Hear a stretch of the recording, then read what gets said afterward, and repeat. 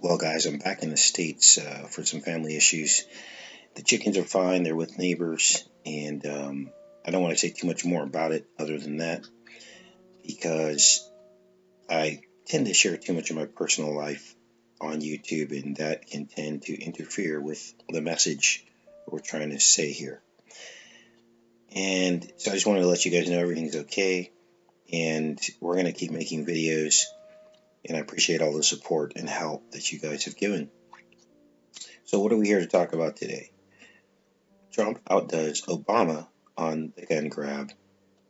He approves red flag laws seizing tens of thousands of guns across 13 states.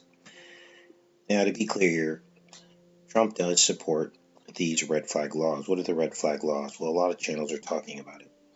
It's where they can go in and take your guns first and ask questions later.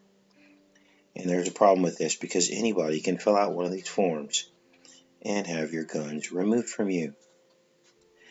And though there is no hard data on most states who have accepted the law, we can look at some of these cases of these statistics that do have data on how many guns have been grabbed so far.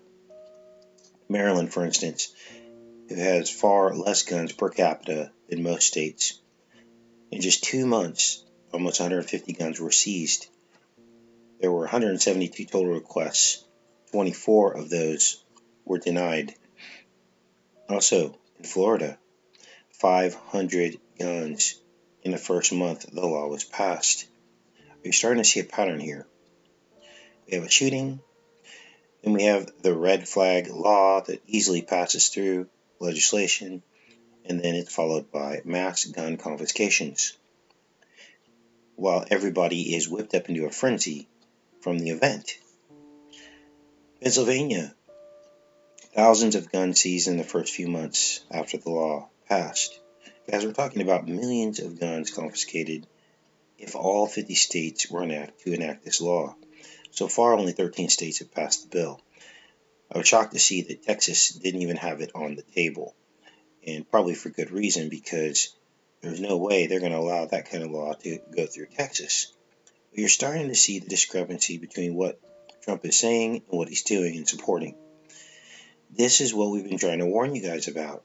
He's saying one thing and then allowing completely the opposite to happen. I expect many of these other states to follow suit. As time goes on and their own shootings happen in their states, this legislation will be passed. And we'll be watching this map to see which states have not passed the law, to see if there are any shootings in those states. And then you'll begin to see the pattern.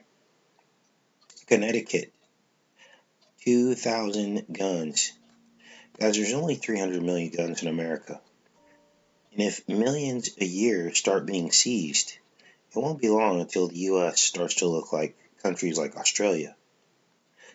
Now, you might say that these are temporary seizure orders, but what is to stop legislators from enacting like a 3-strike permanent seizure law? Or they could do a first-time offender extreme case permanent seizure. Once you allow them to start fashioning these laws to remove your rights, it's a slippery slope. It can just go on and on and on until you have no rights left. So here we are in a backwards world. The people who own the most guns support a president who supports taking their guns more aggressively than a Democratic left-wing President Obama. God, wake me up from this nightmare.